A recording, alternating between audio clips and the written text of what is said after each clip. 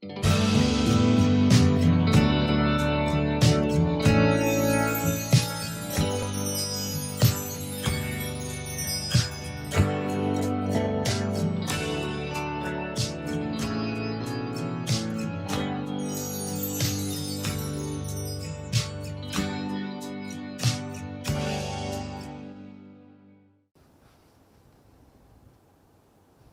to the MOOCs course Mechanical Unit Operations.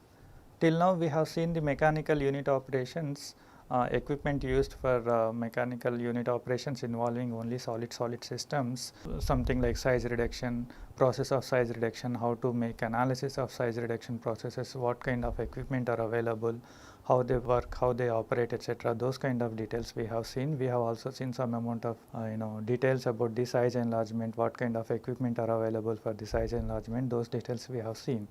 So, where basically what we have seen till now, we have seen the mechanical unit operations involving only solid interaction or solid systems only. We have not seen any kind of mechanical unit operations where solid fluid systems are involved. So, now we are going to discuss mechanical unit operations, their working principles, their design, etc., involving solid and fluid systems in a few lectures afterwards. So, now we need to start discussing about the mechanical unit operations involving the solid fluid systems, that is where the solids are also interacting with the fluids, or both of them are moving, or only one phase moving, other phase may not be moving, or both phases moving. Those kind of details we have to see. So, what happens, there are several kind of applications. So, we start with some kind of list of the applications, so that to have a kind of a feel why should we go for a mechanical unit operations involving solid fluid systems,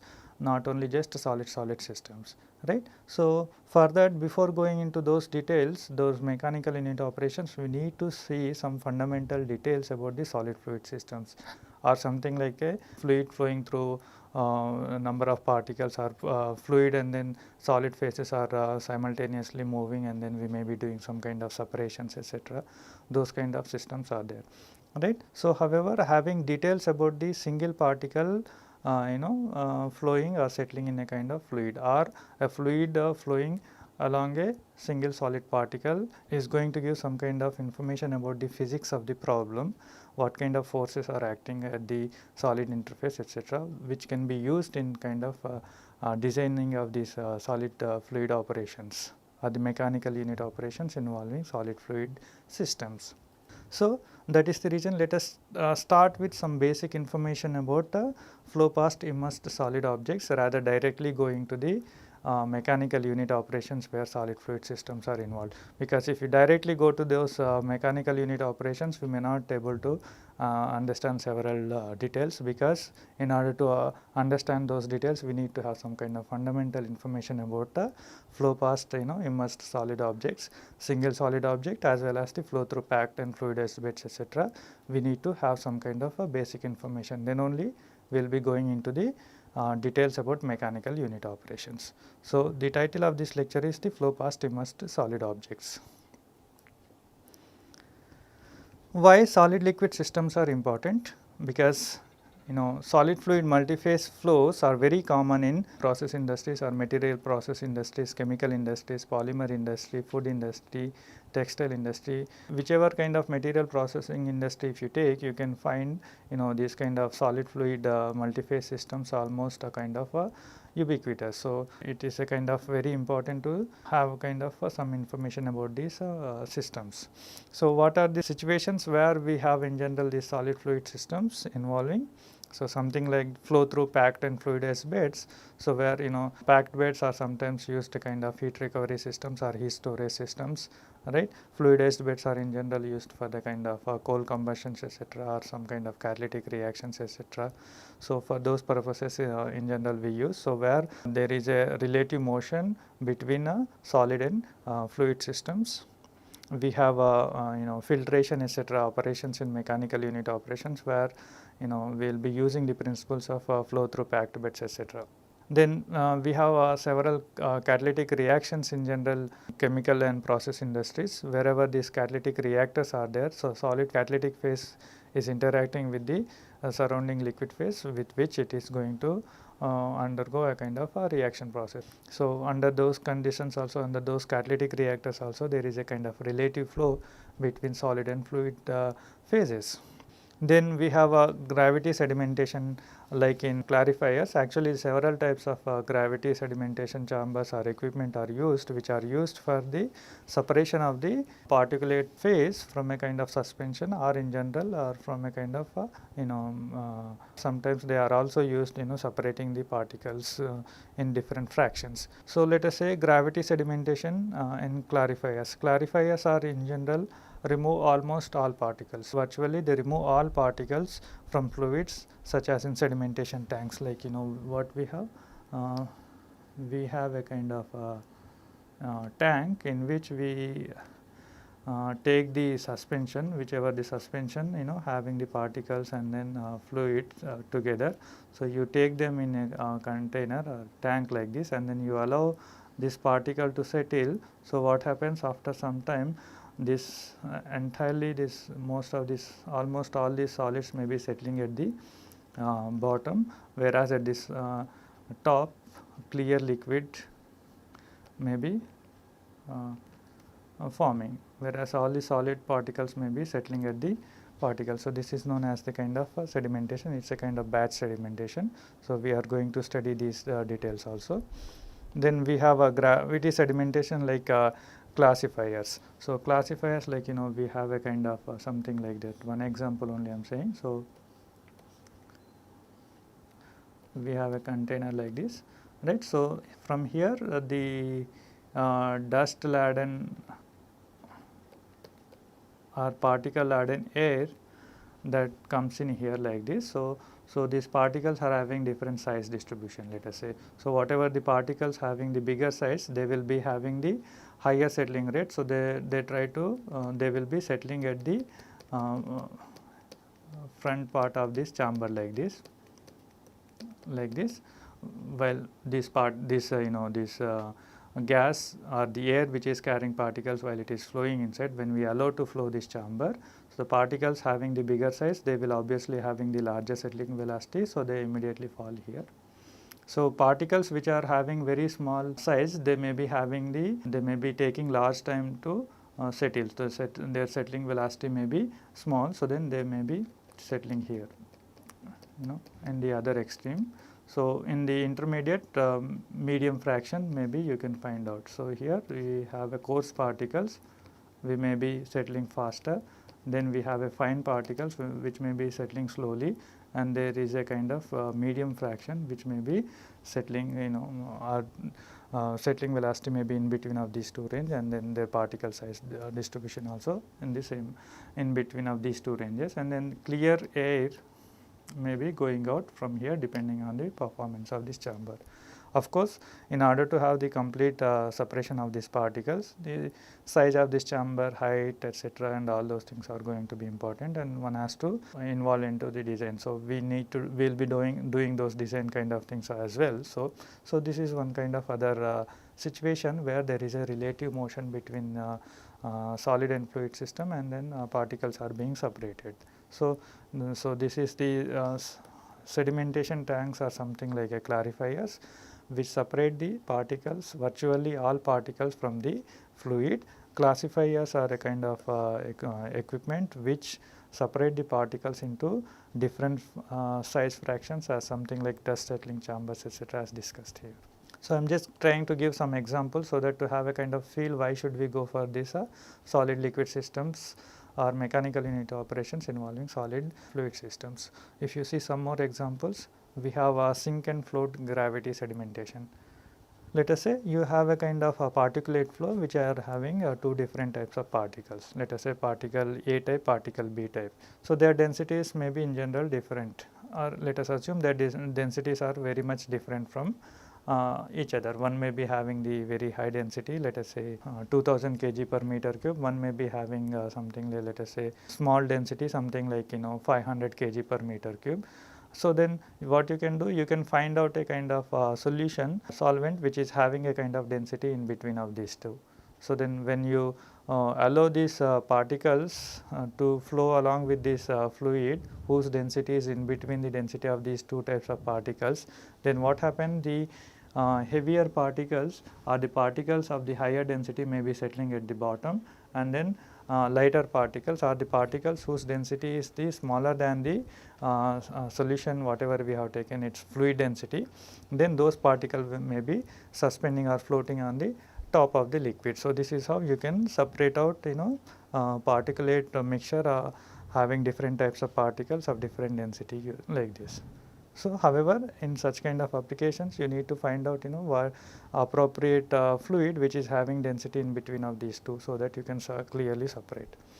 And finding out such kind of fluid having the density in between of these kind of solid densities, the particles having high density and then particles having low density, and then finding out a fluid having the medium density of low and high range is a kind of bit difficult task, right. So, then under such conditions people also use complex fluids, or otherwise such kind of systems can also be separated by using a kind of differential settling method. What is differential settling method? You take this particulate flow material whatever is there, you try to crush it to the uniform size. Let us say you take this galena, that is PBS, and silica SiO2 mixture is there, you take that mixture and then you crush them to uniform size, let us say 1 centimeter approximately all the particles, right. So, now you are not finding a kind of fluid which is having a kind of density in between of these two, so that you can do the sink and flow differential settling method.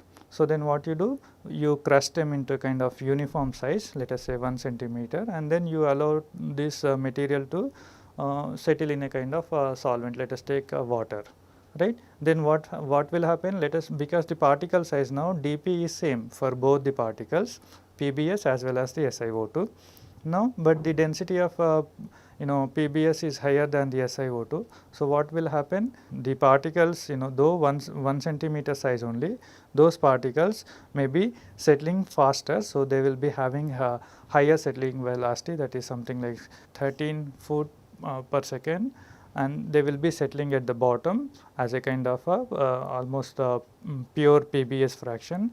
And then particles which are having the silica particles, though their size is also 1 centimeter, their settling velocity is a bit lower, that is 7 foot per second. So, because of that one, again those particles will also those particles may be settling slower. So, those particles may be forming a kind of layer on these particles, on these PBS particles. So, that is how you can have a kind of this kind of two fractions. So, majority of fractions in the bottom you may be having PBS, and then above it maybe you may be getting a separate fraction of the solids SiO2, like this you can separate. This is what known as the differential settling.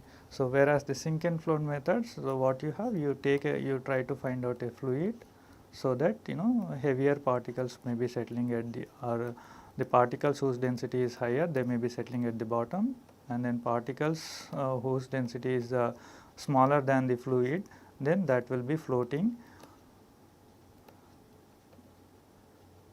in the top. In between we may be having a kind of fluid. So, this is the sink and float gravity sedimentation process, and in bottom one this is a kind of differential settling process. So, these are the kind of some kind of applications we in general see. Okay. So, now we have a centrifugal separation processes also, where we in general we try to dry the solids and crystals.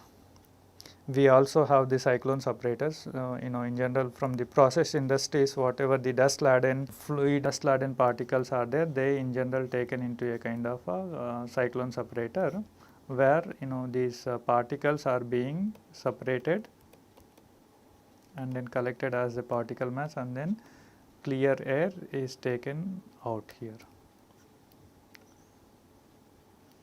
Dust plus air. So, these particles are taken in the cyclone separators, and then in the cyclone separator process the sedimentation, gravity sedimentation is taking place, and then there will be also a kind of centrifugal forces also acting on this So, cyclone separators, here in the cyclone separator we take the dust plus air or whatever the dust laden air is there, that we take here.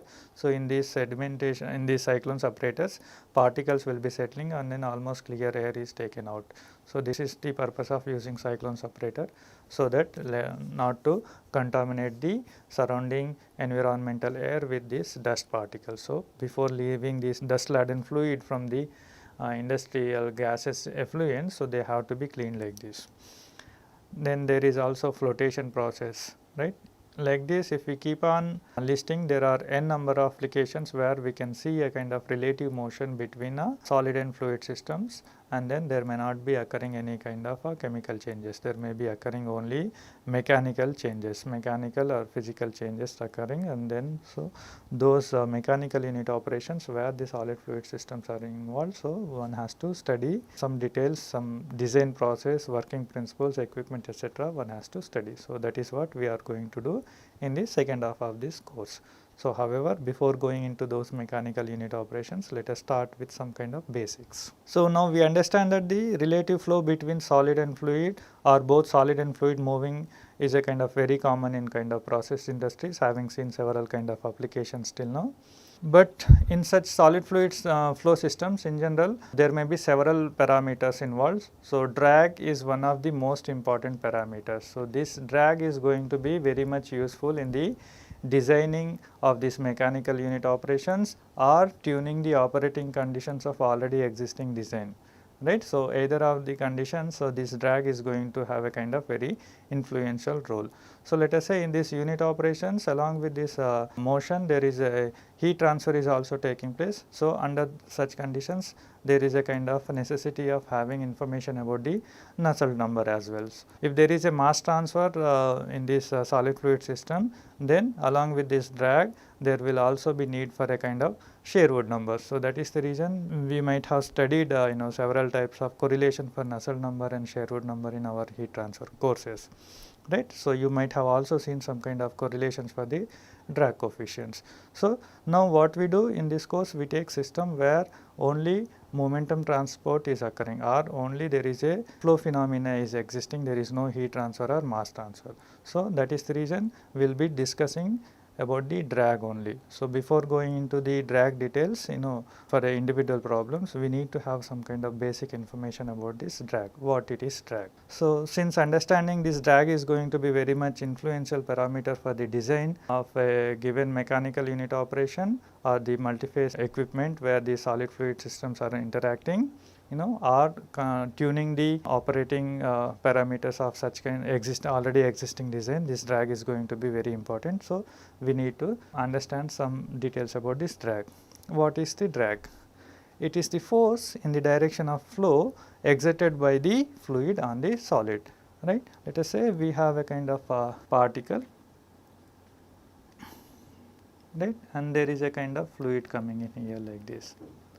This fluid is approaching this particle. So, then there is a kind of depending on the flow conditions, streamlines may be developing like this. So, this particle whichever we have taken on this surface, on the surface of this particle may be experiencing some force because of the fluid, or the fluid is exerting some kind of force on the solid object surface. So, that force exerted by the fluid in the flow direction is known as the drag force. So, drag force is the force exerted by the fluid on the solid object, but in the flow direction. The direction should be flow direction, okay, that is important, direction of in the direction of flow, right. So, drag is the force in the direction of flow exerted by the fluid on the solid. And then we know by Newton's third law, an equal and opposite net force is exerted by the object on the fluid. So, whatever the drag force, let us say fluid is exerting a drag force of 10 newtons on a kind of solid object, then the solid object would be exerting a drag force or a equal and opposite force, that is minus 10 newtons force on the fluid, okay. So, this drag has two components. One is the form drag or the pressure drag that we already know, and there is another one, wall drag or shear drag or friction drag or viscous drag. There are several terms for this wall drag. So, it is having two components. So, the drag is having two components. Now, we see how to evaluate them. So, in order to know how to evaluate them, we have to take a geometry where both the components are existing. What does it mean by? There may be some conditions or some kind of flow geometries where maybe only one of the component, one of the drag component is dominating, other drag component may be negligible. Some cases there may be form drag is dominating compared to the wall drag, whereas in some other cases wall drag may be dominating over the form drag, so that the form drag can be negligible. However, since we are starting with to understand how to evaluate these drag forces, what we do? We start with a kind of object and which having both the components, okay, right. So, let us take a solid object where it is making an angle with the direction of flow. So, that is wall of immersed object will be taking which is making an angle with the direction of flow. Let us say we have this geometry, this is the geometry that we are having like this. Okay. So, probably it is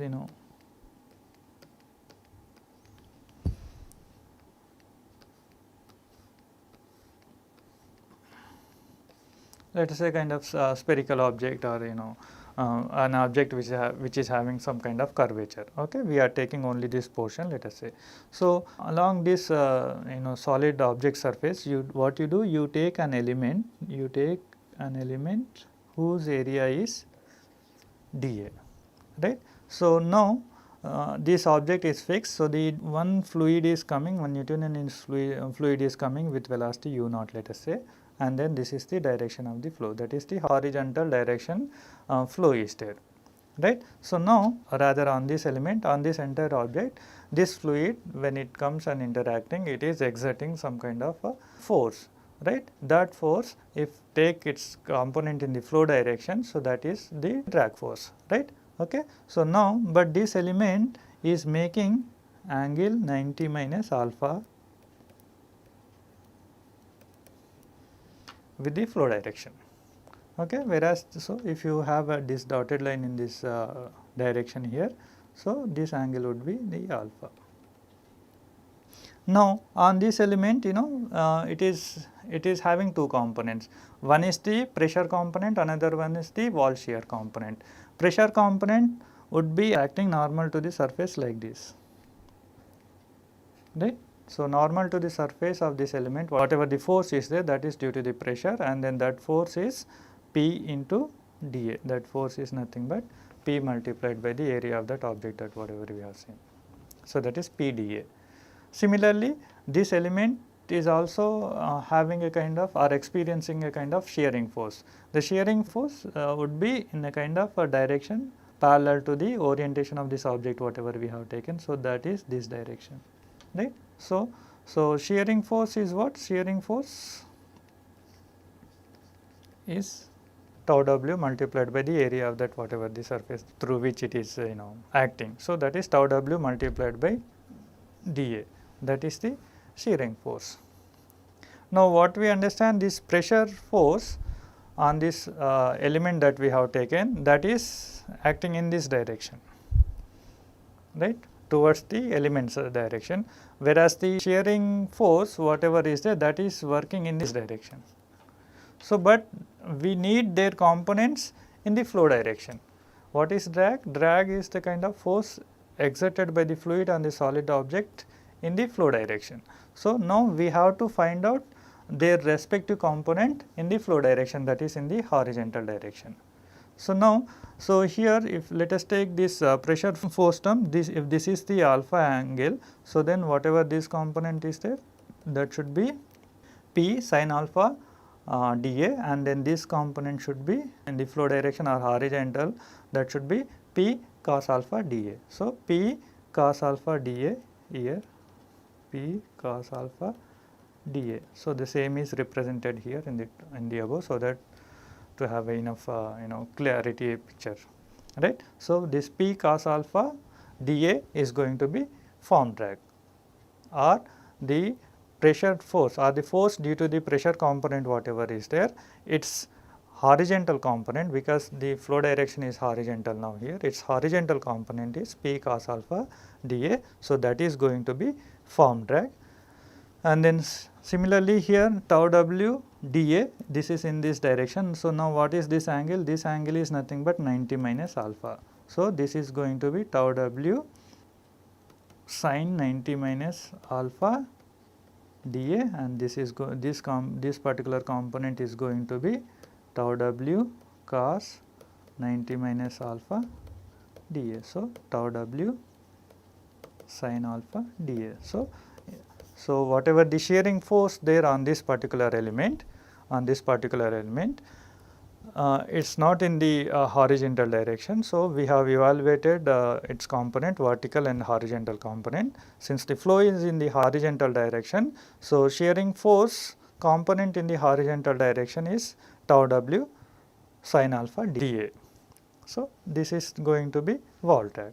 This is how we are going to evaluate these drag components for a given geometry. Remember, if the geometry orientation changes or entire geometry changes, let us say if you have a kind of a geometry like this, so then things may be very different, right. Let us say you have a kind of a geometry like this, then it is going to be different.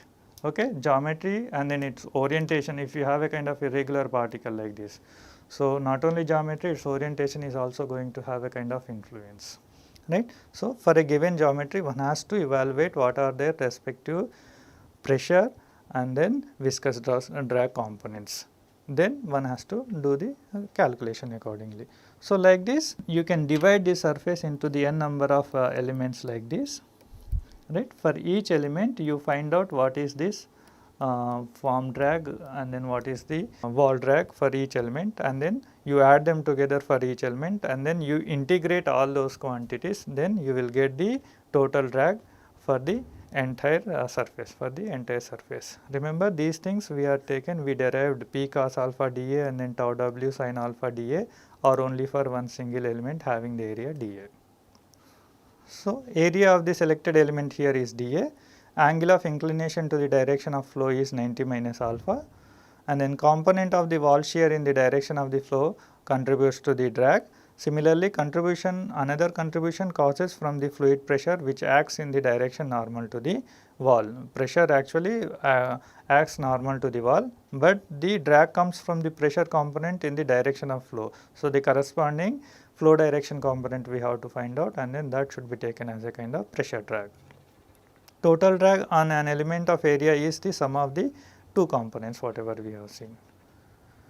So, now for this object that we have taken, wall drag that is coming from the wall shear is nothing but tau w sin alpha dA. Similarly, form drag that is coming from the pressure component, that is P cos alpha dA. So, the total drag on element of area dA is sum of these two quantities whatever tau w sin alpha dA and then P cos alpha dA. Similarly, total drag for the entire object surface, whatever the entire object surface we have taken. So, that should be the integral of total drag on each element of area dA.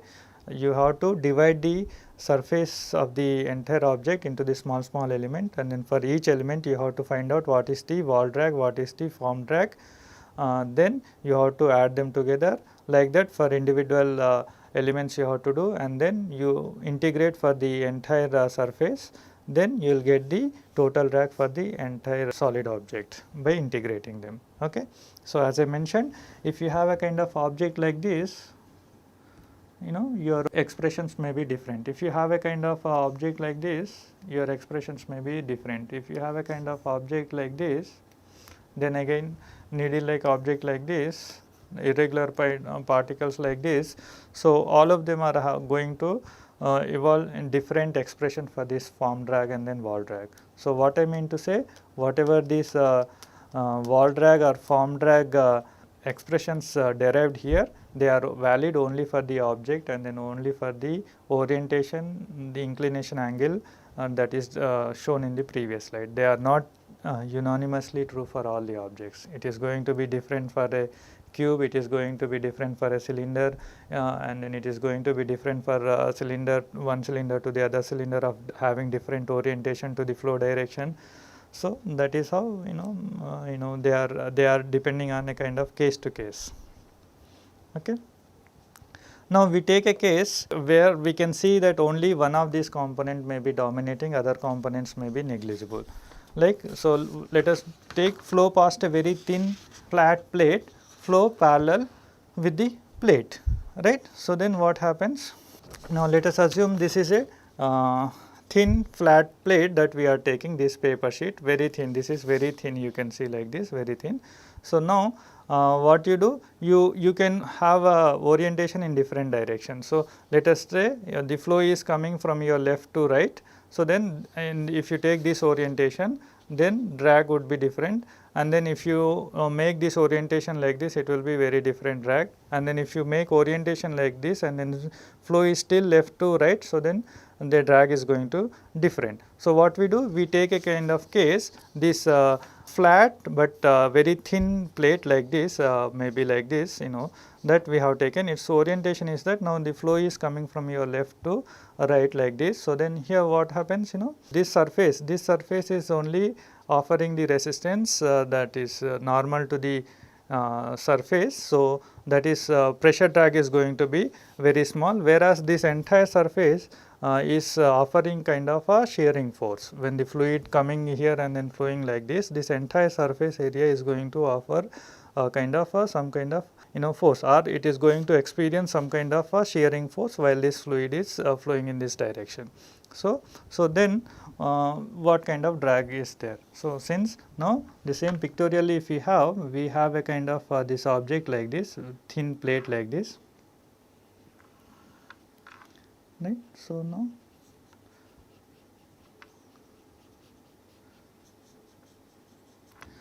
the fluid is coming from left to right with a kind of uniform velocity. The direction of flow is the left to right in the horizontal direction.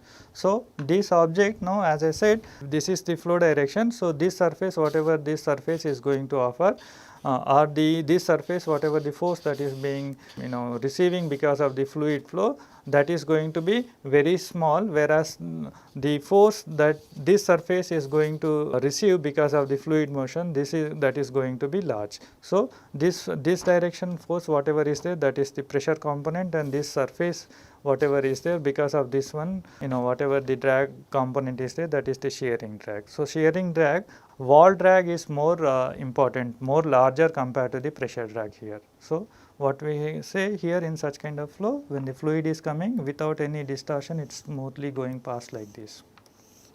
They are not deviating much from their streamline, from their this direction, flow direction. They are not much deviating, only near the surface slight deviation is there, and then after that it is going to be same like flow direction. So here what we have, only drag force here is wall shear per unit projected area of the thin plate. So only force that is exerted, or the whatever the fluid is exerting a force, that is majorly exerting a kind of shearing force on the surface, right. It is also exerting some amount of the the pressure force, but that is very very small. So we can say only drag force in such kind of geometry is a kind of a wall shear drag. Now the same plate, if you rather keeping like this, what you do, you keep like this, orientation if you change, that is the flow perpendicular to plate. So the plate direction and then the orientation of the plate and flow direction are perpendicular to each other. So like this, so this entire surface is exerting kind of a receiving a kind of the drag force due to the pressure component, and then this surface, whatever this surface is there, the very thin surface, that is going to have a kind of a shearing component. So now in this orientation, this pressure component, because of the more frontal area, so the resistance whatever there because of the pressure component, that is more compared to the resistance because of the shearing component. So under such conditions, the geometry if you take, so the same geometry like this, we have same geometry like this here.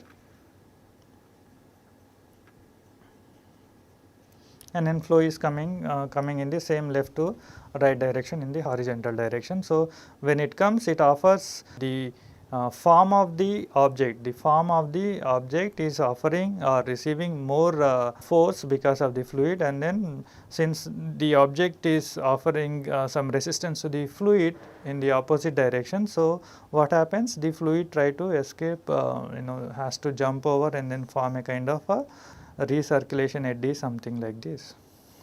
So, these are the recirculation eddies in general, right. So, they are forming like this.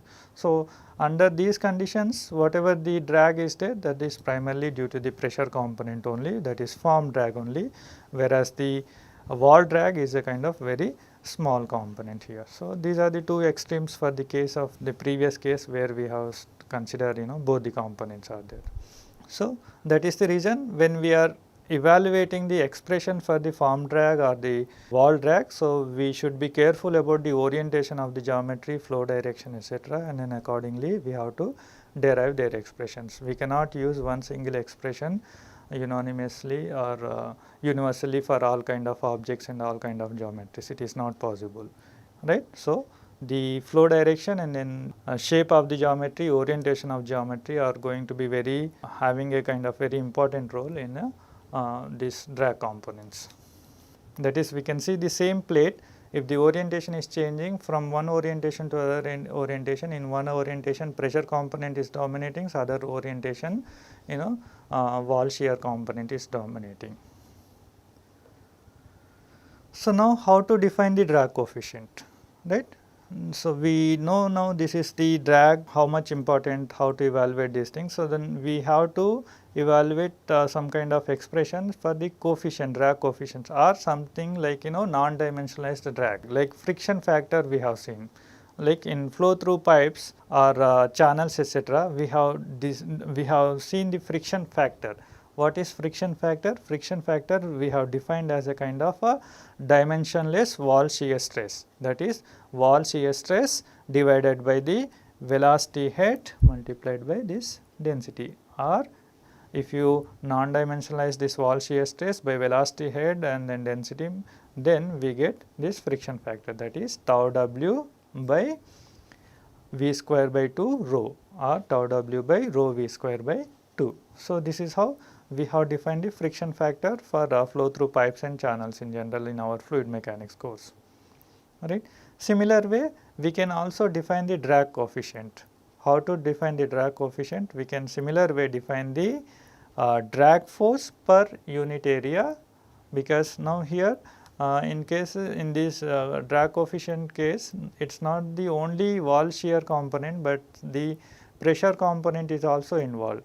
So, when we add together, then we have the drag force. So, drag force divided by unit area, some kind of unit area, and that force, the drag force per unit area, if you normalize, non-dimensionalized with the same velocity head and density, then we get drag coefficients. So, what kind of area here we take? We take the projected area. We do not take a surface area, or we do not take a kind of cross sectional area kind of thing. We take a projected area. Why projected area? That is also we are going to see. So, that is analogously for immersed solid objects, it is the drag coefficient, and it is defined as CD is equals to drag force per unit area divided by the velocity head multiplied by density. So, FD by AP is similar, analogous to tau w whatever we have taken, not similar, analogous to the tau w whatever we have taken in friction factor, and then this of rho v square is a kind of velocity head and density components for the non-dimensionalized. So, this is how CD is defined.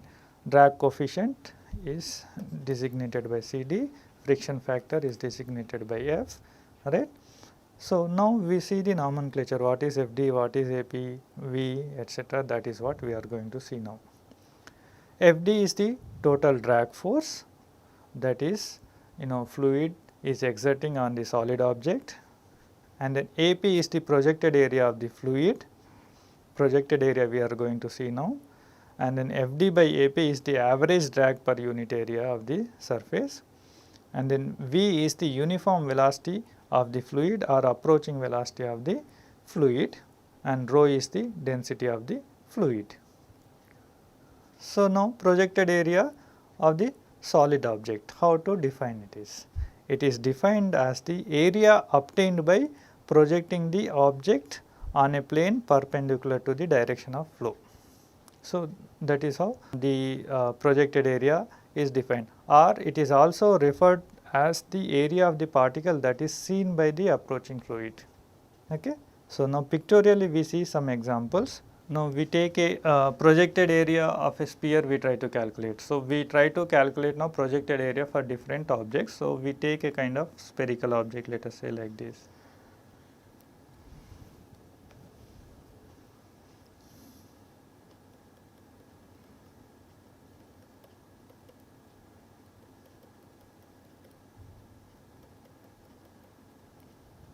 Right. So, now from here the fluid element is coming, or the approaching fluid is coming from here in this direction, right. So, when this flow comes here, it is here, depending on the how small or large is the magnitude of this fluid, the velocity streamlines, the flow streamlines, we can have different shapes like this. Okay. So, now the projected area of this solid sphere, solid spherical particle, is the area that you can see from the flow direction. What you see now, let us say, assume this is a kind of spherical object, this is a spherical object, right. Let us assume this is a kind of spherical object. So, now this is from this direction the flow is coming. So, what you see now here, what you see a kind of circle only. So, the projected area for the sphere is nothing but the area of the circle, right, that can be seen. So, that area that we can see, like we can draw like something like this. So, now let us say size of this particle, spherical particle, is dp. So, whatever the circle that we see here, something like this. So, its area, what is the area of this circle, is pi r square, or pi dp square by 4. This is going to be projected area for a kind of spherical particle. That is how one has to obtain the projected area, or simply it is the area seen by the approaching fluid elements, right. So, for the sphere, the projected area is that of a circle, that is pi r square or pi dp square by 4, where dp is the diameter of the sphere. Now, what we do? We take a another case, projected area of a cylinder with its axis perpendicular to flow direction. So, let us this is now, you take it as a kind of a cylindrical particle. Now, this cylindrical particle, so in this direction the fluid is coming. So, from here, or let us assume you are from there you are seeing from on screen. So, I am seeing from here. So, what you see, which area you see? Area of this object, if you project on this surface plane. So, what you get? You will be getting the area of a rectangle column, right. So, that is height L multiplied by dp, diameter of the cylinder, whatever that area is there, that is the projected area of this cylinder. So, pictorially if you draw it here. So, now this is the cylinder, small cylinder that we have, cylindrical particle or even cylinder, whatever you call it. So, it is having length L and then diameter dp. So, now here the flow is coming here in this direction like this, right. Again here also, depending on the flow, depending on the magnitude of the velocity, approaching velocity. So, there may be kind of some kind of recirculation wakes, something like this, or there may not be any recirculation wakes if the flow is very small. So, something like this, the streamlines you can see. Now, what should be the projected area? Or from here when you are seeing it, you are seeing it is a kind of a rectangle. You are when you are projecting on a plane in the flow direction. So, you see it is a kind of rectangular of size L and dp. So, what should be the projected area for cylinder with its axis perpendicular to flow direction? It should be the L multiplied by dP. Okay. Similarly, if you take projected area of a cylinder with its axis, so the central axis, this is the central axis now, it is parallel to the flow direction like this. So, that is now the flow is coming from this side to this side like this, right. So, then from your screen side you can see now. So, what is the area that you are going to see of this cylinder when you project it on the plane in the flow direction? When you project it on a plane in the flow direction, then what you see, you can here also you can see a kind of circle, you can see a kind of circle. So, for this geometry also the projected area is the area of this circle that you are going to see. So, that is, let us say you have a cylinder like this. Okay. So,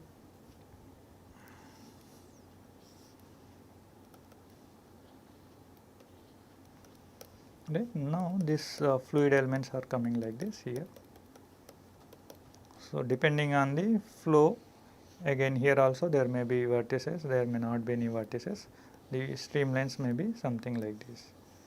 But from the flow direction, from the direction of the flow, what you see only a kind of a circle, you see only a kind of circle, right, whose diameter is same as the diameter of the cylinder. So, that is dP.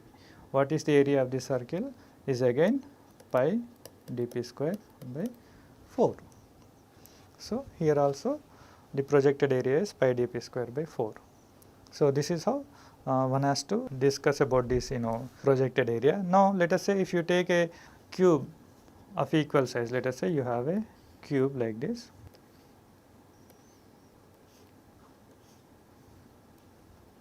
Two-dimensional cube I am drawing here. So, if you draw three-dimensional, something like this. So, now the size is L, it is a equal size cube. So, all sizes are equal to L. So, now the fluid is coming something like this here and then going like this. So, when it comes, depending on the flow conditions, the streamlines will take form after the geometry like this. So, but now here again if you see from the fluid side, if you see from the fluid side, if you see what you see here, you see a kind of square of shape L. So, what should be the projected area for cube of equal size L? Then that should be the area of fluid facing square, that is L square. So, this is about the projected area, and this projected area is different from the surface area or cross section area. One should not be confused. So, in obtaining the drag coefficient, the drag force is divided by the projected area of the object. Okay. So, now we take for spherical particles. For simplicity, let us start with the spherical particles. Why? Because spherical particle is having the size equal dP, the size of the particle is same in all orientations or any direction, theta is equal to 0 to 360 and pi is equal to 0 to 360, any direction if you see, it is having a kind of uniform size dP. So, that is the reason of simplicity that we case, for the simplicity we take this spherical particle case. So, what we have parameters in general, let us say for the spherical particles, it is settling in a kind of Newtonian fluid, or along this particle there is a kind of Newtonian fluid is flowing like this. So, what are the parameters are involved? One is the diameter of the particle, then the density and viscosity of the fluid, then the velocity of the fluid that is approaching the sphere, and then the force that is exerted by the fluid on the solid surface of the sphere in the flow direction, that is drag force. So, its non-dimensionalized quantity is a drag coefficient. Okay. Fd is the drag force, that is the dimensional quantity, Cd is the dimensionless quantity, that is the drag coefficient, right. So, these are the parameters involved. There may be other parameters, the surface roughness, etc., all those kind of things. These are the primarily that we see, okay, smooth sphere like that. Then if you do dimensional consideration or dimensional analysis, if you do, then what you can find two dimensionless parameters you can see here. The one is the drag coefficient, a function of Reynolds number. Drag coefficient and Reynolds number are the two dimensionless parameters that we can see here, and then what we understand from this dimensional analysis, the CD is going to be function of Reynolds number, REP, right. So, for REP for a particle in a fluid is defined as dP V rho by mu, that is dV rho by mu, or dP V rho by mu is the Reynolds number for a particle settling in a kind of Newtonian fluid. So, this Reynolds number is a kind of a ratio between the inertial forces to the viscous forces. It indicates the degree of these contributions. Like if the Reynolds number is small, then we can say that the viscous force is more dominating compared to the inertial force, so that inertial forces may be neglected and then only viscous forces may be considered for the analysis if the Reynolds number is very small, less than 0.1 or less than 0.01, something like that. If the Reynolds number is very large, order of 10 power 3 or 10 power 5, something like that, then we can say the inertial forces are more dominating compared to the viscous forces. So, one can avoid the viscous forces and then consider only inertial forces for their analysis. That is going to be, that is how rational way of using this Reynolds number. Okay. For this object, it is going to be dP V rho by mu. If all dimensions of object are not equal as in the case of sphere, then drag coefficient may be dependent on the shape factor and orientation of the object as well.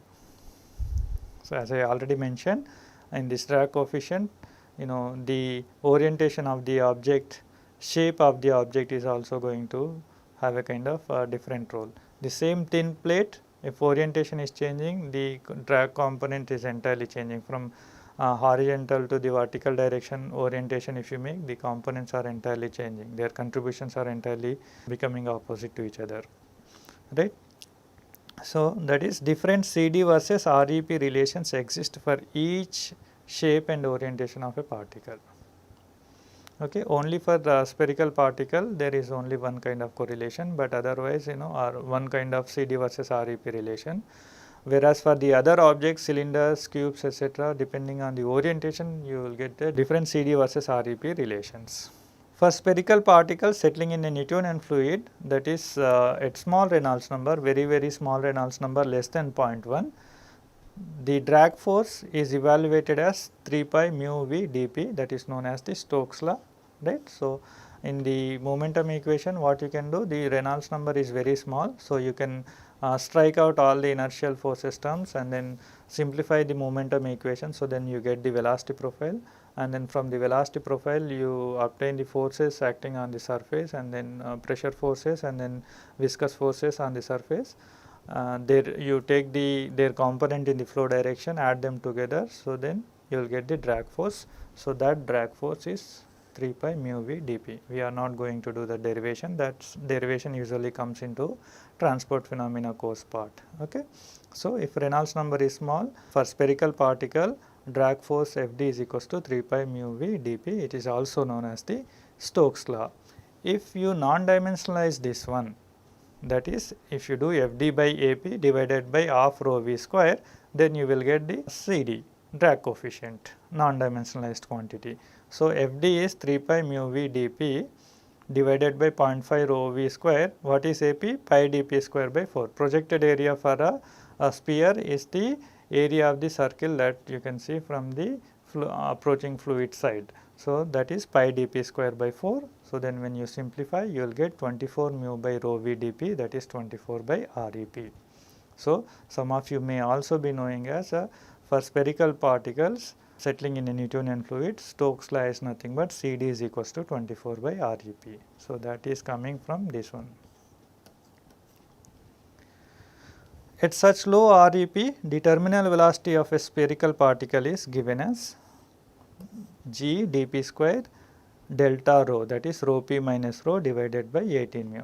We are going to derive these relations in the next class anyway.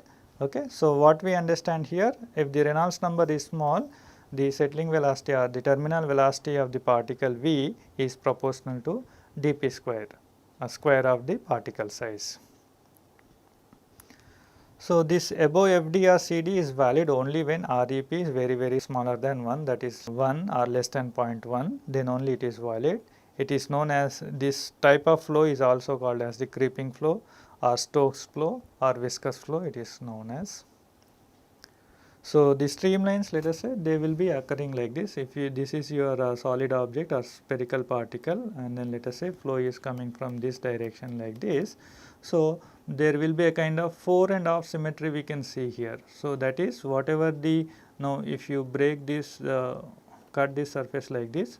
So, whatever the streamlines you see in the left hand side, the same streamline, same path line, etc., that you can, streamlines you can see is similarly exactly same mirror images of each other, right. Also, if you cut off in this direction, in the horizontal direction, so then whatever the streamlines at the top are there, so they will be exactly at the bottom also without any kind of deviation. So, that is the symmetric in either of the direction, left and right, that is 4.5, and top and bottom symmetry of the streamlines we can see. So, that is the particles are, simply they are coming and then climbing, creeping slowly like this, and then falling down slowly without being affected by the presence of these particles. So, that is how the streamlines look for the creeping flow conditions.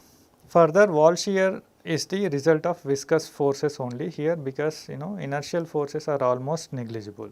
For such small Reynolds number, inertial forces are almost negligible. This law is valid for calculating the resistance of small particles such as dust or fogs moving through gases or low viscosity fluids. Under such conditions only, when you have the particles very small as well as the viscosity is also very small, then it happens in general the Reynolds number is going to be very small. So, you have this REP is going to be very small. If you evaluate drag coefficient, that CD is equals to 24 by RE whatever is there.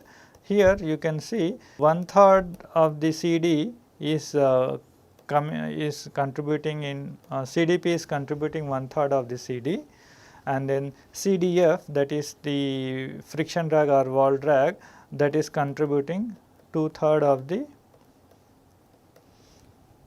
total drag coefficient. Okay. So, that is at the small Reynolds number under the Stokes flow conditions. Now, what happens if the Reynolds number slowly increases? Reynolds number slowly increases, let us say you go up to Reynolds number 20, something like this.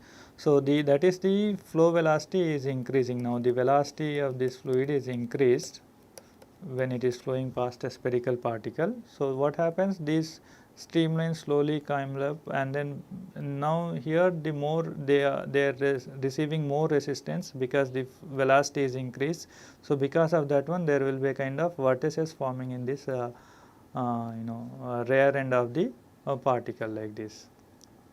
So, there will be vortices forming like this, and then these vortices are exactly same both in the top and bottom of, that is the axisymmetrically we can see any angle that you cut, that above whatever the streamlines are there, exactly below the streamlines will also be the exactly same, or the recirculation Vx would be exactly the same, right. If you further go increase the Reynolds number, what happens? This size of this vertex increases,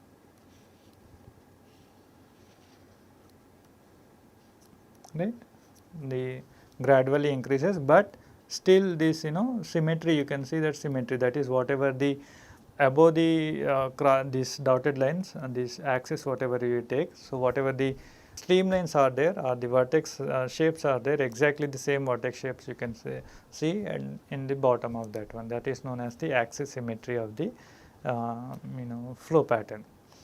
But if you further increase the Reynolds number, keep on increasing the Reynolds number, let us say if you go beyond 270 or 250 something like this, then what happens, these streamlines, the vertex further may increase something like this, but their shapes are not same.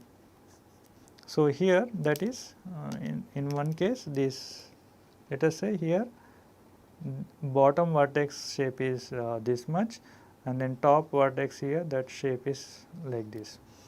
They are not symmetric each other. Here they are exactly symmetric, ending at the same point here. Here also ending at the same point here. Now the top one is ending at this point here, whereas the bottom one is ending at this point here. So they are not same here. And then sometime if you further increase the Reynolds number, what happens, these vertex may be breaking, and then a kind of non-periodic or periodic vertices are maybe forming like this. Okay. So this is how the flow pattern looks like for the kind of flow path sphere in general. So these are a very few minimum information that is required to be given at UG level. There are much more physics involved, and then reasoning and all those things are involved. So that is not going to be main part of this course anyway. So we are not going into this more details. We are studying only this to see which is the limit for the constant drag relations, etc. Those kind of we are going to see. So vortexes in this in the recirculating wake dissipate considerable mechanical energy and cause the pressure to be much less than the upstream pressure. So when these vortex are forming, the pressure in the vortex side would be much lesser than the upstream pressures. This makes the form drag quite large relative to the drag caused by the wall shear. Let us say at REP is equals to 0.1, CD is what, is nothing but 24 by 0.1 is 240. So here CDP is 1/3 of this one is approximately 80. CDF is approximately 2/3 of this one, that is 160. Whereas here when REP is 100, CD is approximately 1.1, and then pressure force is almost 0.6, friction drag is 0.5. So gradually what happens, what you can see, at small Reynolds number, pressure component is only 1/3. As Reynolds number is increasing, let us say up to RE 100 is almost 50-50, even more than 55 to 60% is pressure component. It increased from at low Reynolds number it is only 1/3, now it is increased almost up to 55 to 60%. If you further go to the higher and higher Reynolds number, what you can see pressure component is the one quite large compared to the wall drag or the friction component. Okay. For REP in the order of 10 power 3 to 10 power 5, CD is nearly constant between 0.4 to 0.45, that slightly changing as the point of boundary layer separation slowly shifts towards the nose of the sphere, towards the nose top of the sphere.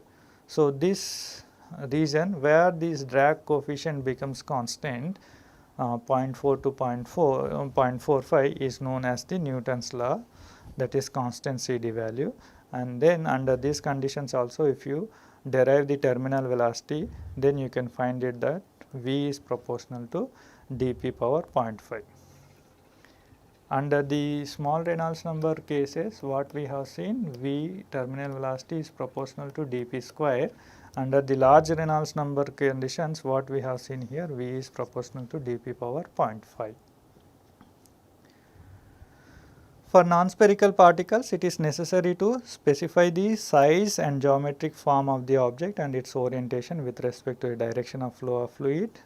For such particles objects, one major dimension is chosen as the characteristic length, and the other important dimensions are given as ratios to the chosen one. For instance, for circular cylinder, the diameter is taken as the defining dimension and the length is expressed as the L by D ratio. These are the in general conventions. Now let us say if you take the drag coefficient versus Reynolds number REP or NREP, either way it represented. Now you can see the solid line that is for the spherical particles, and then Disc also it is shown, and then cylinders also it is shown here. So, disc and then spherical particles are having almost similar drag behavior up to Re 100 or so. The drag coefficient for spheres and disc are almost same, but after that you can see deviation is very much higher. Whereas compared to the cylinders, the deviation between drag coefficient of cylinder and disc or cylinder or sphere is very much higher up to Reynolds number, but after this again the difference between sphere and cylinder drag coefficient is very much higher, but for disc and cylinders they are almost similar to each other. So, like this, these drag correlations are available either in the I mean like a graphical form like this, or in a kind of a correlation forms for a standard kind of objects like spheres, cylinders, etc., discs, etc., or one can obtain by a numerical analysis or the experimental results anyway, one can obtain them. So, the references, the majority of the information, indeed almost all information presented in this lecture has been taken from this reference book, McCabe Smith and Harriot, Unit Operations of Chemical Engineering. There are also reference books in our courses. One can go through this Unit Operations of Particulate Solids Theory and Practice by Ortega Rivas. Then Carlson and Richardson's Chemical Engineering, second volume by Richardson and Harker. Then Transport Processes and Unit Operations by Giancopoulos. Then Unit Operations by Brown et al. And then Introduction to Chemical Engineering by Badger and Banchero. Thank you.